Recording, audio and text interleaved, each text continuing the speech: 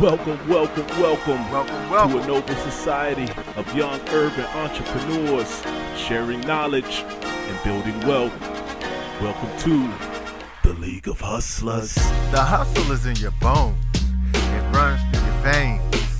It's that ambition to do more, become more. You can feel it. You know you have what it takes. You know you can build a life you've been dreaming of. It's time you live up to your potential. Welcome to the League of Hustlers. Welcome back. Welcome back to the League of Hustlers. Ladies and gentlemen, you already know what it is. It's a motivational podcast for the heavy hitters and the go-getters. And this is where we share knowledge and build wealth. I'm your co-host, HT. And I'm CD Barnes. And welcome to the League of Hustlers. Today, in this episode, we want to discuss something that's really, really important. We want to discuss something that is in line with our book club, right? And that is based on this book. That's what we're reviewing right now, The Science of Getting Rich. All right? The Science of Getting Rich by Wallace D. Wattles. And we're on chapter 3, ladies and gentlemen. And like I said, this book has been really impactful for me. I know, like hands down, it just opened my eyes up to a lot of stuff. And so we wanted to just kind of go through this and, you know, kind of break it down. All right. And give you all some insight as to things that stood out to us. All right. So in this episode is, we're going to call this, is it too late for your opportunity? Or did you miss your opportunity? Okay. So chapter 3 in the book is called, Is Opportunity Monopolized? And so our question to you is, do you feel that you missed your chance? Did you miss your shot? Did you miss your opportunity? Okay. Think about it. Did you? Do you feel that way? All right. And we want to discuss 3 things in line with this. Okay. Number 1, you have to understand the times that you're living in. All right. Number 2, you have to understand that there's an abundance of supply. And number 3, you have to understand that it's natural for us to want more, to want those opportunities. Okay. It's natural for us to want to achieve more. All right. So jumping into the first point, CD, okay, understanding the times. What was something that stood out to you about this understanding the times piece in chapter 3? Understanding the times, man. I kind of look at that like several different ways. Like number 1, like literally understanding the times, like some opportunities are dated, right? And it may not be good timing, you know what I mean? Or really like place and time for that particular opportunity.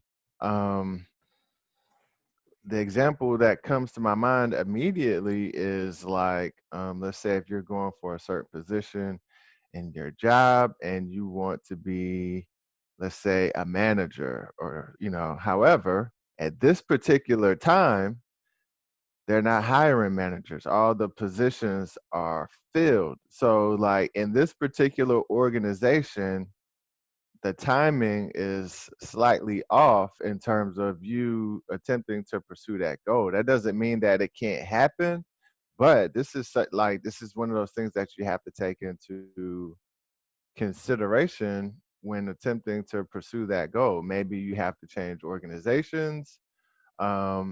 Maybe you have to prove a point that they need more of these positions, or maybe it will just be the case that someone else leaves or something like that. So an opportunity is still available. I think the point is that understanding timing in regards to what you're pursuing, because that right there could present itself as an obstacle. So the more you analyze your opportunities in this type of way, you can kind of see whether there's an obstacle there or not. And it kind of goes back to setting smart goals. Once you start looking at your goals and setting them a particular type of way, you'll be able to kind of see ahead, like, okay, well, these things may be in the way, or you may need to position yourself differently in order to achieve that goal. Like I said, like if you're going for a certain position Right, in your right. job, maybe you need to position yourself in a way to, let the leadership know, or to prove to them that, hey, we actually need more of these positions, or we need this new position, or we need this. That's the thing.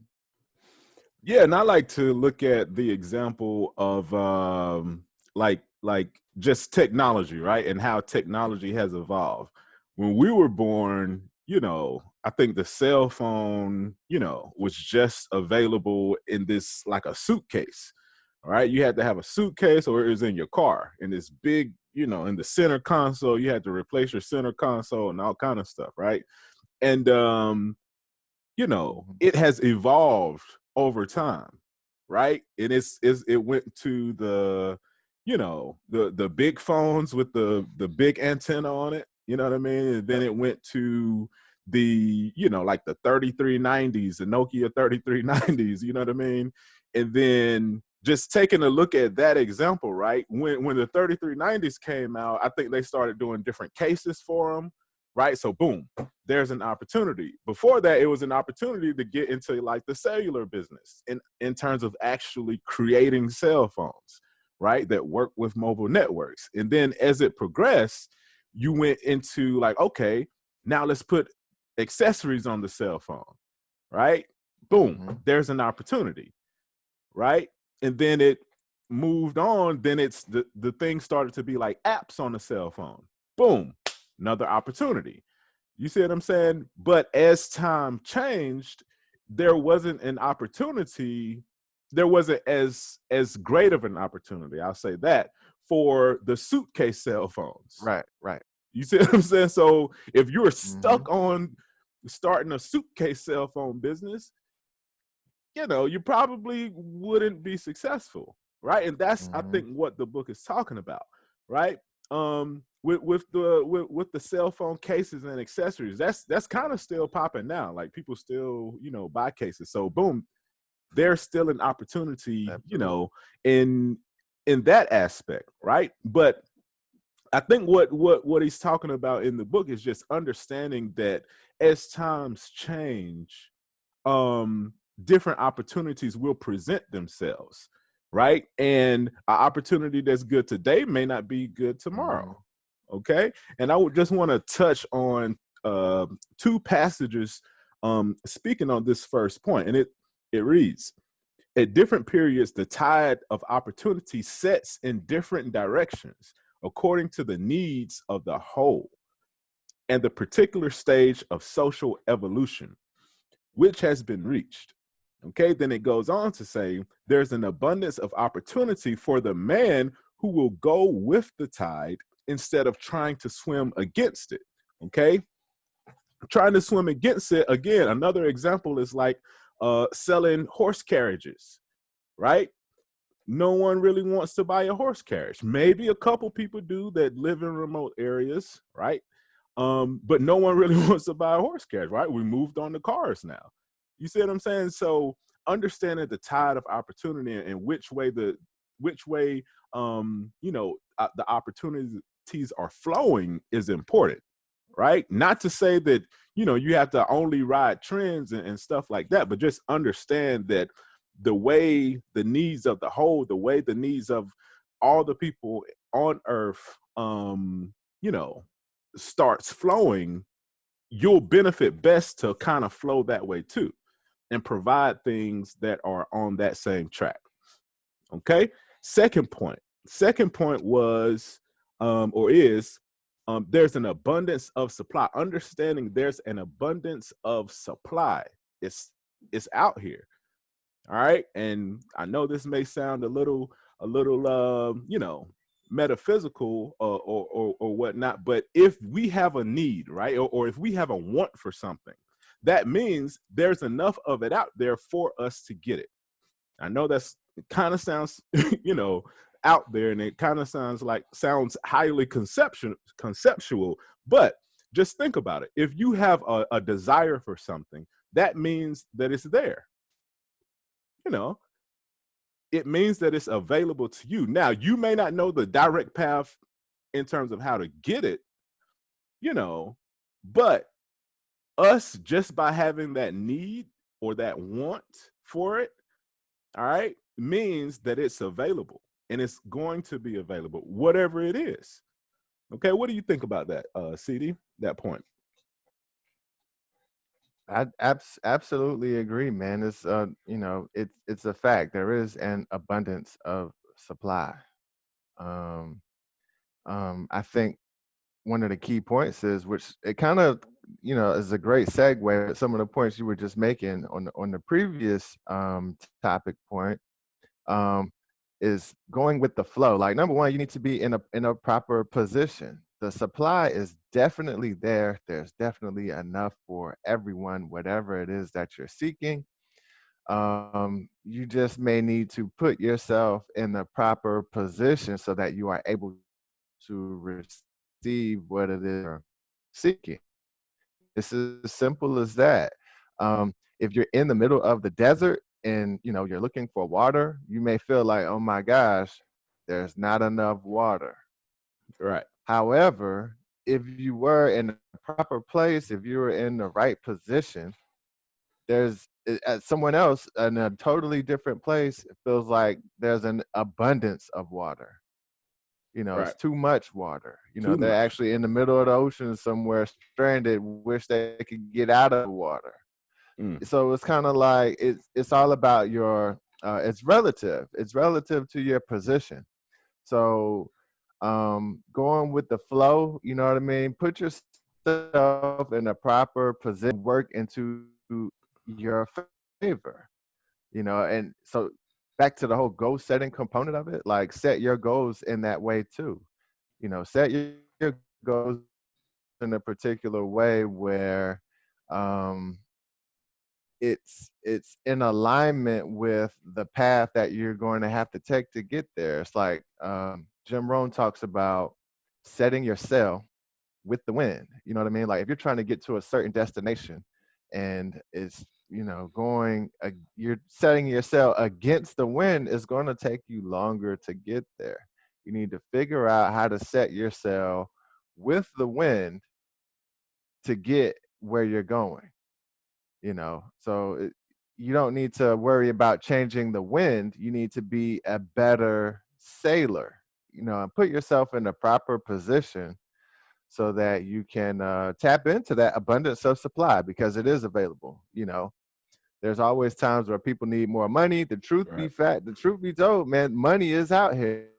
It's everywhere. People are spending, you know, billions of dollars are changing hands right now, every day. Left and Put right. yourself in Yeah. the proper position to get, you know, it's about positioning. Put yourself in a proper position so that you can be in the midst of that. That's it. That's it. And they're just understand it's an abundance out here. It's an abundance out here. It's all about perspective. It's all about perspective.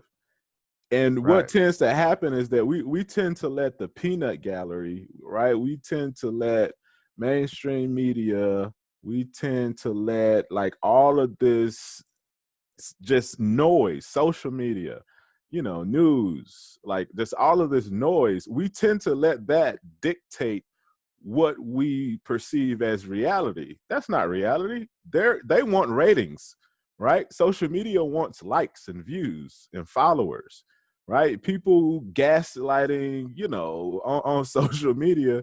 It's all for attention.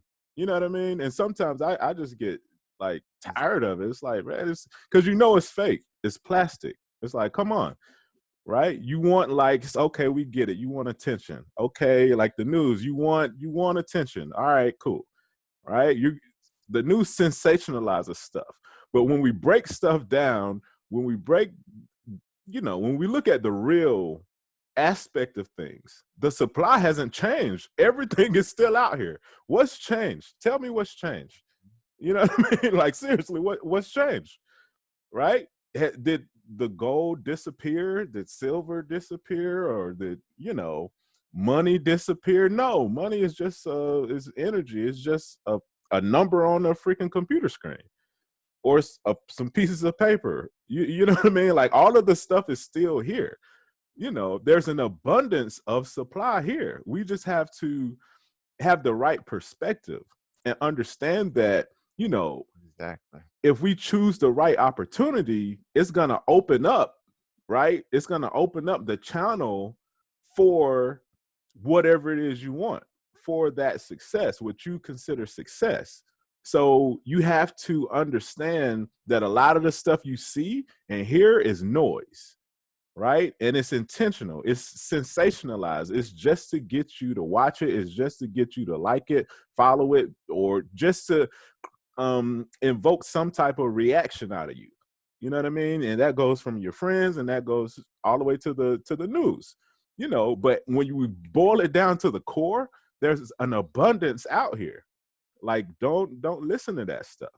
You know what I mean? There's an abundance out here. We just have to switch our perspective so that we can tap into the right things, right? We can tap into what we want and our goals and open up that channel, and sometimes I'll do hiatuses. Like, I'll literally cut Instagram off, cut Twitter off, put it out, cut off Facebook, everything. You know what I mean? Because it's a bunch of noise, a bunch of negative noise, or sensationalized noise, or people, trying to make themselves seem bigger than they are. And it's like, oh, come on, man. You know what I mean? Just like the news. It's like, oh, the world is about to fall and crumble. It's like, no, it's an abundance of supply out here. This is like, what's gone? What has left the earth to never return? Nothing. You know what I mean? Nothing. Nothing. Right? Still finding gold, still finding diamonds, still finding oil. Yeah, man. Still plenty of stuff that's undiscovered out Exactly. here. Exactly. We've probably only tapped into a fraction of what's actually available to us. Right? And the same stuff that's here now, that we have here now, was here 100,000 years ago. That's the crazy part about it. Right? Like, think about it. The same materials that they use to build the flyest cars, the flyest buildings, it was here 100,000 years ago. It was here 1,000,000 years ago. You know what I mean? And it's gonna be here, for another 1,000,000 years. Like, the stuff is here, and it's never left. It's just the perspective of the people at the time, right? The Romans built the freaking Colosseum. That's what they chose to do with the materials, and made shields and and gold and blah blah blah. The Egyptians built the pyramids with the supplies. We've built what we've built with the supplies. The supply is here. There's an abundance of supply. So understand, you have to open up your perspective and understand that there's an abundance of supply. Just open up that channel for it. I know I ranted on that for a little bit, but it's I think that's important. Nah, that's a good one, man. Yeah, man. It's very important. And I think, just to kind of caveat with that, I kind of feel like if you are, doing something with the supply, then more supply will be granted to you. You know what I mean? Things just tend to work in that way. If you're squandering what you have, you squander your supply. Like, why would I give you more? Why would I entrust more of my valuable supplies to you? I know you're going to squander them away. Right. Yeah, man. But yeah, moving on though. What's the next key point? So the last key point is understanding that it's natural. It's natural for us to want more. Right? It's natural for us to want to achieve more. It's natural for us to want more. All right? That is life. Life, by living, reproduces itself in the simplest form. You see what I'm saying? So it's almost innate in our nature to want to achieve more. right? To want more, to experience more, to be more, to become more, to learn more, to do more. You see what I'm saying? So there has to be an abundance of supply because of that. Just for that simple reason Fulfill the right need. there. One cell, right? You take the human, for example. Mom and dad, boom, come together, shot about a boom, pang, and then boom, here we are. Right? And then we start as a little speck and we grow into, you know what I mean, like a 4 foot to 7 foot, you know, thing, right? Just from life, right? Just from the nature of a human, from the little two cells coming together, and then we grow into this, whole full Hmm. human being, you know what I mean? And then we multiply. Then we have the capability to reproduce. You take the seed, right, of an acorn, right? Falls in the ground, boom. Just that one acorn grows into this huge oak tree that produces hundreds of thousands of more acorns. And those acorns produce hundreds of thousands of more, right? Life by living reproduces itself, okay, and increases itself. And I want to touch on two short passages from the chapter, okay? And it says, it is the natural and inherent impulse of life to seek to live more. It is the nature of intelligence to enlarge itself and of consciousness to seek to extend its boundaries and find fuller expression. Okay? Then it goes on to say, nature is formed from the advancement of life. Its impelling motive is the increase of life.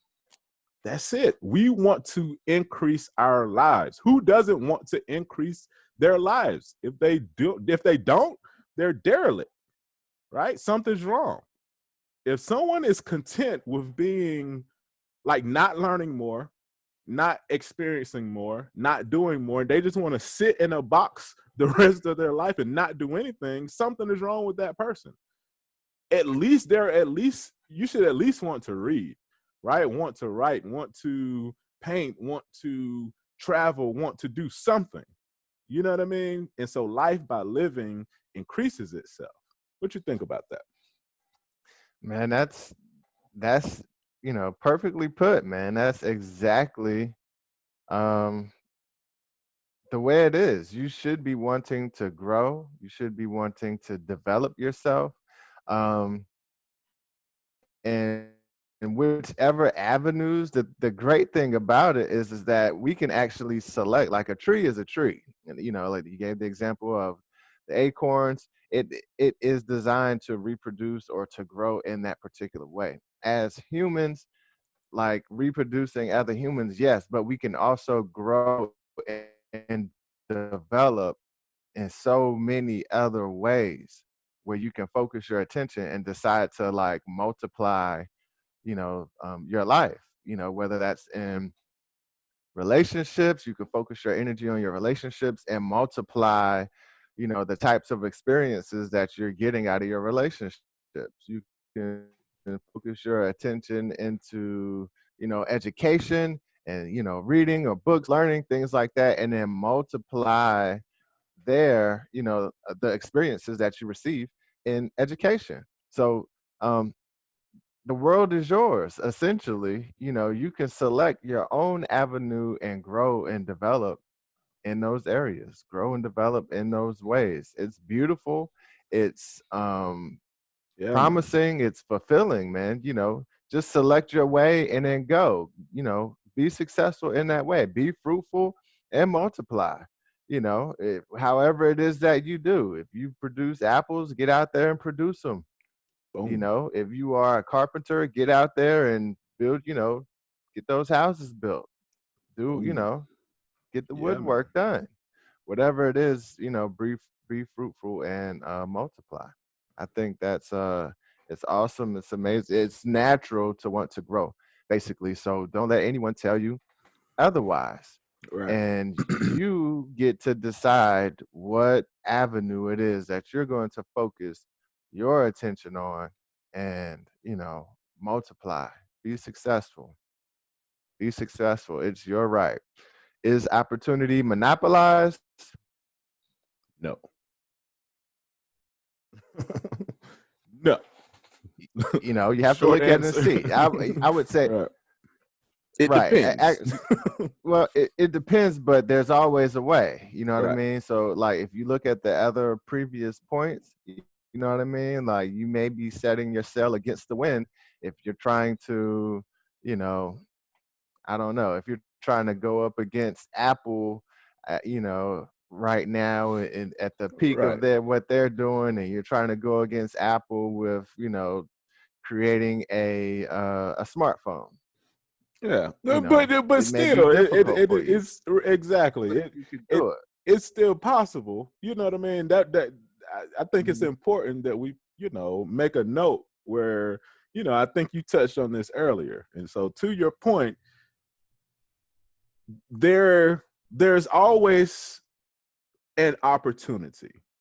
Okay, like I said, even with the horse carriage, you have people doing horse carriage rides downtown.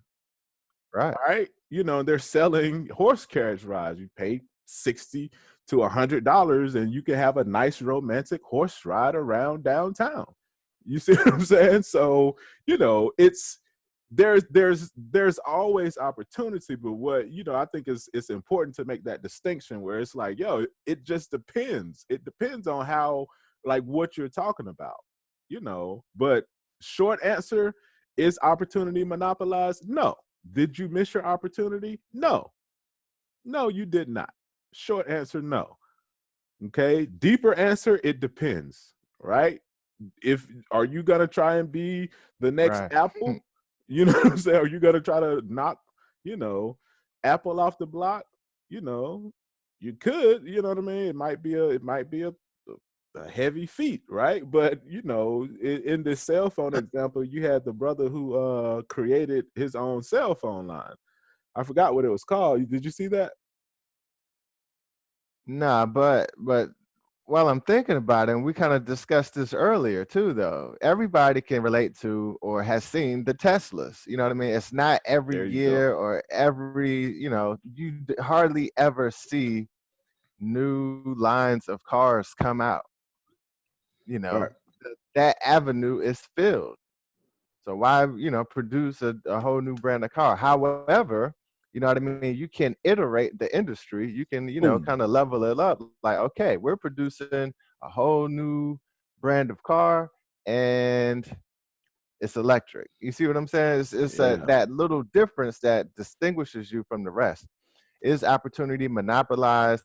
Sure. The room could be filled with everybody selling, white t-shirts, but you can come in and sell your white t-shirts and they are slim fitting. Everybody else may have the baggy t-shirts. You see what I'm saying? So Right. is opportunity monopolized? It may be. However, there's still enough room for you to fit in. There's an Right. abundance of supply. You may need to, distinguish yourself a little bit. So don't be discouraged.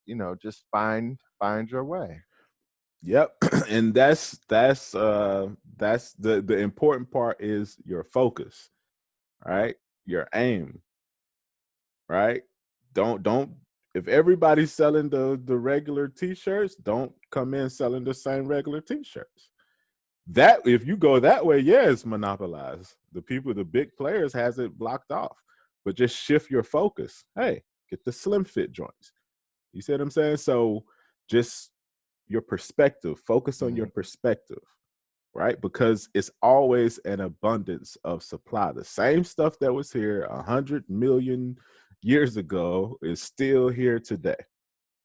It may be in a different form, it may be in a different shape, it may be in a different state, but it's still here. All right. So, moving on to the Mhm. challenge. Each and every episode, we like to present you with actionable challenges, okay, that you can participate in that's going to help move you closer to your goals. All right. So, today's challenge. You want me to hit him with this one, or you want to take it? challenge. Got a good challenge. Go ahead. If you got something already in mind special, give them the Yeah, challenge, man. bro. I was just gonna say, like, think about the opportunities. All right, think about what I want you to do for this week's challenge. I want you to make a list.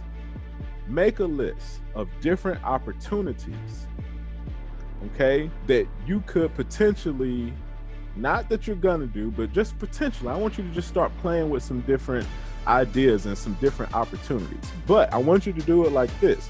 And this is something Napoleon Hill mentioned in Think and Grow Rich. All right. One thing that he says that he'll do, right? He has a set number of people. He had a set number of people that he really looked up to, right? Great thinkers, right, of his time. So let's say, he had maybe like 3 people, right? Let's say for example, we take Elon Musk, we take Jay-Z, right? And give me someone else. One more person. Great thinker, someone you admire.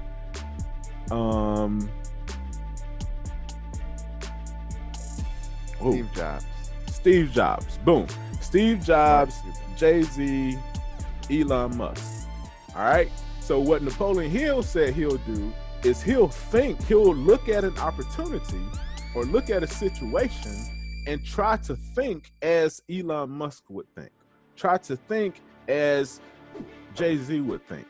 Try to think as Steve Jobs would think. So try to put yourself in their shoes and think about that situation or think about that opportunity from their perspective. Okay? Right? Like, what would Elon Musk do in this situation? Right? Look at it from Jay-Z's point of view. What would Jay-Z do in this, situation? Look at it from Steve Jobs' point of view. Just take 3 people that you admire, right? And try to look at an opportunity from their shoes, from their perspective. All right? And that's your challenge for today.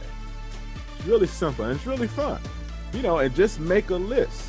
Make a list of the opportunities that you could participate in. Okay? And then look at it from different angles. How would this person approach that? That's what Elon Musk did.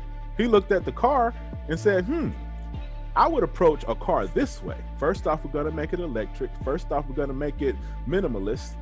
Second off, we're going to make it like souped up, super, super fast and blah, blah, blah, super efficient, right? And then boom, he created Tesla. So think about different opportunities that you can partake in and look at it from different people that you respect. Look at it from their perspective. Okay? That's your challenge for this week. All right? That's kind of a fun one, And let us know, man. Let us know in the comments as always. Like, share, subscribe, hit the notification bell, okay, to be notified when we drop new episodes, because they're coming, right? And so make sure that you're subscribed so you'll get a notification when we release new episodes. As always, this has been the League of Hustlers, man. We appreciate your time. We appreciate you rocking with us. What you got? You already know what to do. Yeah, man. Go get it.